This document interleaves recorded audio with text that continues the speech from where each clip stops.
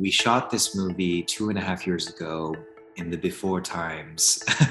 Just so excited to finally be able to share this and to get it out in the world. And I still can't really believe it's happening.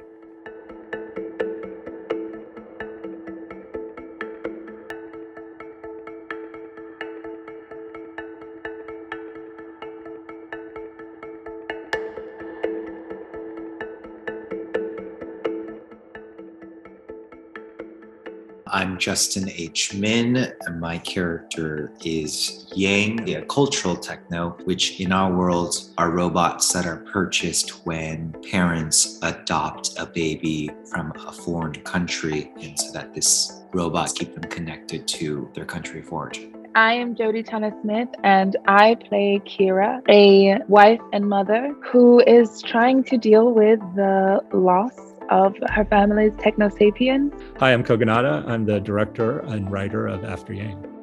I wasn't too concerned about let me act like a robot, It was, what is the relationship of this character to each of these family members? In many ways, he's the confidant to each of these characters.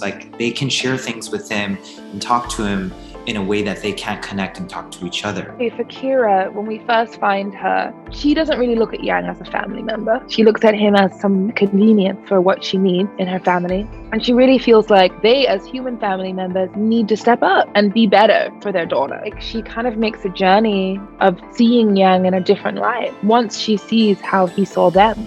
This movie is a beautiful reflection of what happens when we can slow down, which is this idea of seeing the ordinary, the mundane in a new way. The beauty of Yang's memories that Jake is able to see through those glasses is these small, minute moments that seemingly don't feel important, and yet when seen through the eyes of someone else, suddenly have a lot of gravitas and weight to them. There was a part of me that wanted to rethink a future that had been humbled by decisions of the past, a future that had to make peace with nature. This is my own fantasy that tech would be increasingly invisible, but present.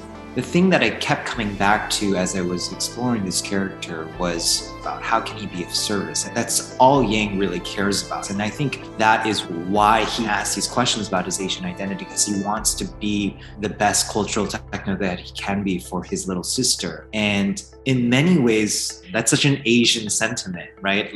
This idea of familial duty and wanting to do what we can for our family. The way that we might often think about our identity is tethered to potentially immigrant stories. This really takes it a different perspective in terms of what is it as someone who's already living here, but feels like the other, and what does that mean? What does it mean to be Asian? That is a common feeling. It allowed me to explore it. I think maybe all humans feel displaced, and I think we feel it more acutely, but it's hard to be in this world. It's fragmented, and maybe there's some deeper resonance about just feeling alienated in general.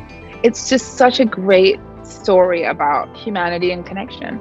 And how better to explore what it means to be a human than by sort of taking it from the perspective of someone who's not human. Outside of anything else, in terms of story and whatnot, it's just so visually pleasing to look at. It's truly a piece of art. Every single frame, it's beautiful. The texture, the feel, all of it. I have never watched myself in a movie or a television show and loved every frame the way that I do when I watch myself in After Yang. So those are my last words. I mean, I want to live in that home. That home is stunning.